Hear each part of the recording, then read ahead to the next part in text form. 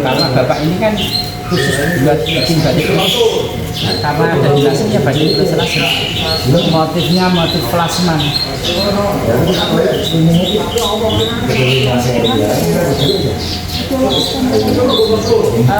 Intinya pasti dominan motif lasem. Walaupun ada edukasi tapi tidak melepas dan bergeser dari lasem.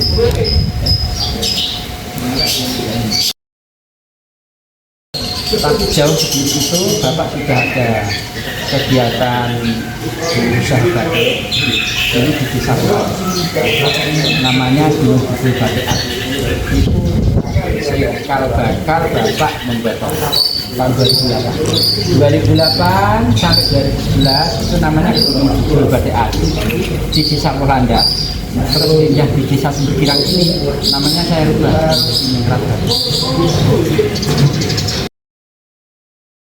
mulai dari nol untuk menjadi sebuah karya seni tergantung karena batik itu ada beberapa kategori.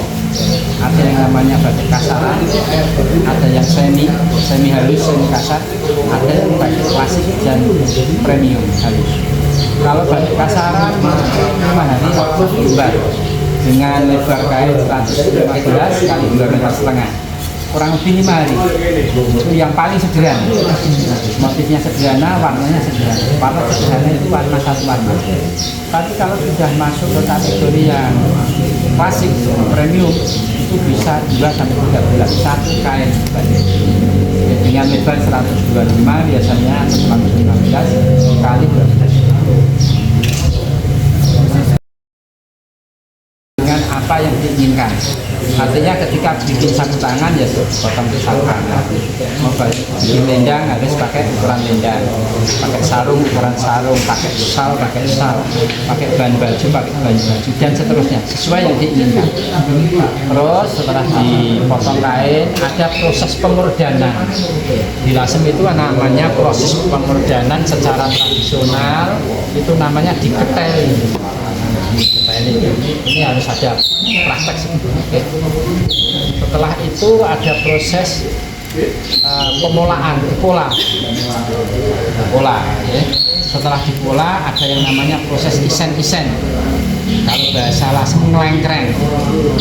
Isen ngelengkreng itu batik di muka. Terus setelah itu ada batik nerusi. Nerusi itu batik di belakangnya yang dilengkreng tadi. Jadi nanti antara motif muka sama belakang sama. Setelah itu ada yang namanya nembok atau ngeblok.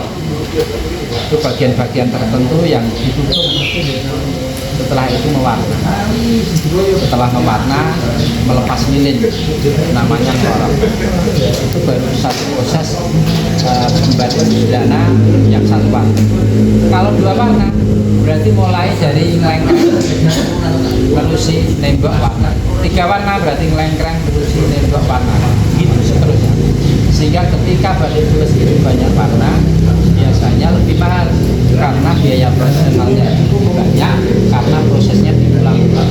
Ya, nggak bisa kita bikin batik tulis itu sekali warna dapat warna merah, hijau, kuning, dan lain sebagainya. Jadi setiap satu warna itu ada proses yang harus dilakukan. Tergantung juga yang paling sederhana Bapak itu punya harga di 295 juta. Ada juga ini kan Bapak ambil harga standarisasi. Artinya batik itu kan sebuah karya seni. Sehingga sebetulnya karena sebuah karya seni, sebuah hak cipta seseorang itu nggak ada standarisasi. Jadi sebuah karya seni itu nggak ada standarisasi. Perlu dipahami ya. Saya kasih contoh. Pelukis terkenal Pak Fandi katanya. Pak Fandi itu nggak bisa dicetek itu kertas kanvasnya beli 1 juta, cat minyaknya harus 1 juta. lukisnya gambarnya 1 bulan, seharinya digaji 200 katakanlah, sehingga muncul 6 juta. Terus jadi sebuah karya seni kalau dihitung secara manual mungkin biaya operasionalnya nggak lebih 10 juta. Pak Pandi lukis sebuah karya seni setelah dihitung biaya operasionalnya tidak lebih dari 10 juta, karena ini sebuah karya seni ya hanya kita seseorang, nggak kita seseorang mau dijual 1 miliar sah nggak? Sah kan? Nah, sebuah karya seni, sehingga batik demikian, batik tulis itu sebuah karya seni.